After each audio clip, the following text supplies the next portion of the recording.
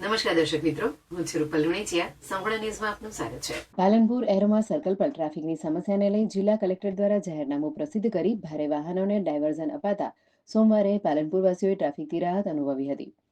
Palanpur aroma સર્કલનું traffic માથાના દુખાવા સમાન પુરવાર થતું હતું, જેથી પાલનપુરના જાગૃત નાગરિકો દ્વારા જિલ્લા કલેક્ટર તેમજ સીએમ સુધી રજૂઆત કરવામાં આવી હતી. જેના પગલે જિલ્લા કલેક્ટર મિહિર પટેલ દ્વારા પાલનપુર એરોમા સર્કલ પર આવતા ભારે વાહનોને ડાયવર્ઝન આપવામાં આવ્યું હતું. જેમાં આબુ રોડથી ડીસા તરફ જવા માટે વાઘરોડ ચંડીસર થઈ ડીસા તરફનો માર્ગ તેમજ અમદાવાદ તરફ જતા વાહનોને જૂના આરટીઓ સર્કલ બ્રિજ પરથી ધનિયાણા ચોકડી, રતનપુર ચોકડી થઈ જગણા થઈ અમદાવાદ હાઈવે તરફનો ડાયવર્ઝન આપવામાં આવતા પ્રથમ દિવસે પાલનપુર એરોમા સર્કલ પર ટ્રાફિક જોવા મળી ન હતો, જેથી પાલનપુરવાસીઓએ ટ્રાફિકની સમસ્યાથી રાહત અનુભવી હતી. તેમજ પોલીસ દ્વારા પણ ડાયવર્ઝન આપવામાં આવેલ માર્ગ પર બંદોબસ્ત કરી વાહનોને ડાયવર્ટ કરવામાં આવ્યા હતા. આગામી દિવસોમાં ધોરણ 10 અને ધોરણ 12ની બોર્ડની પરીક્ષાઓ પણ શરૂ થઈ રહી છે, જેથી 22 દિવસ સુધીનું જાહેરનામું પ્રસિદ્ધ કરવામાં આવ્યું છે. જેના પગલે 22 દિવસ દરમિયાન ભારે વાહનો એરોમા સર્કલ તરફ નહીં આવે અને લોકોને ટ્રાફિકમાંથી મુક્તિ મળશે.